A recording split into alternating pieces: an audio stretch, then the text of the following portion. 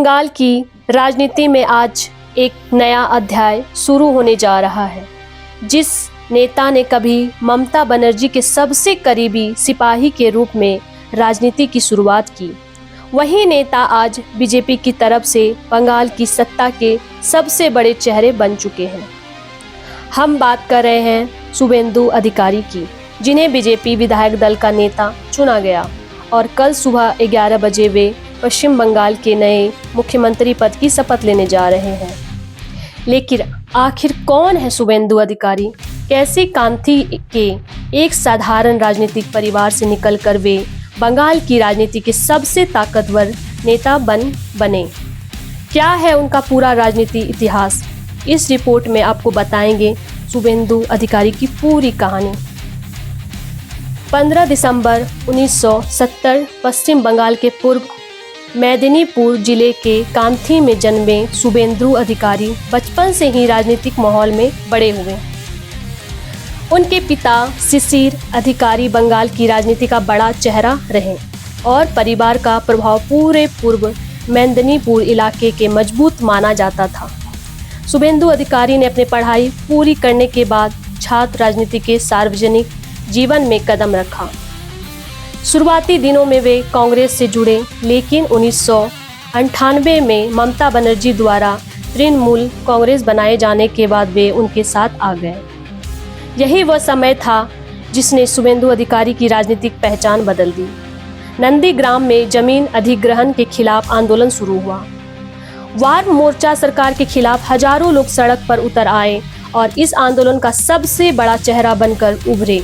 शुभेंदु अधिकारी नंदीग्राम आंदोलन ने उन्हें पूरे बंगाल में पहचान दिलाई।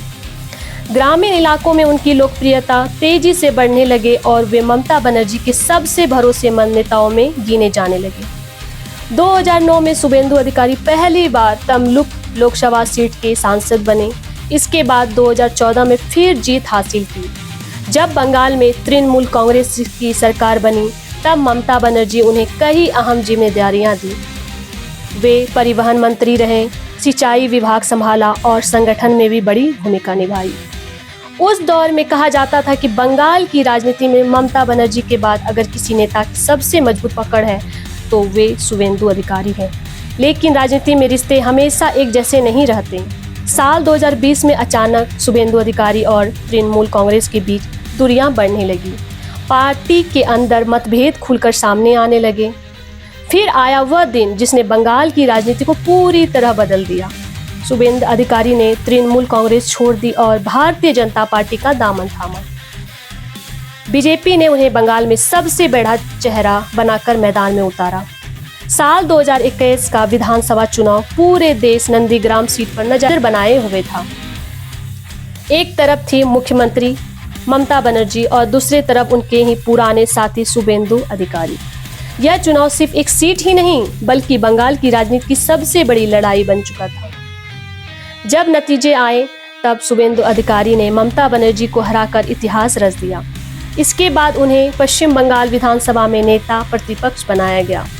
बीजेपी की सबसे आक्रामक और जमीनी नेता के रूप में उनकी पहचान और मजबूत हो गई।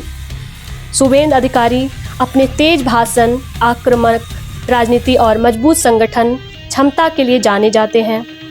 वे पूर्व मेदिनीपुर, नंदीग्राम और ग्रामीण बंगाल में उनकी पकड़ बेहद मजबूत मानी जाती है। समर्थक उन्हें जमीन से जुड़ा नेता बताते हैं, जबकि विरोध उन राजनीतिक ध्रुवीकरण और आक्रामक बयानबाजी के आरोप लगाते रहे हैं। उनका राजनीतिक सफर विवादों से ही अछूता नहीं रहा, लेकिन हर चुनौती के बाद वे मजबूत होकर उभरते दिखाई दिए। अब 2026 में बंगाल की राजनीति एक बार फिर इतिहास लिख रही है। बीजेपी विधायक दल ने सर्वसम्मति के शुभेंदु अधिकारी को अपना नेता चुन लिया है। कल पश्चिम बंगाल के नए मुख्यमंत्री पद की शपथ लेंगे। एक समय ममता बनर्जी के सबसे भरोसेमंद साथी रहे शुभेंदु आज बंगाल की सत्ता के सबसे बड़े चेहरे बन चुके हैं। तो यह थी शुभेंदु अधिकारी की पूरी राजनीतिक कहानी।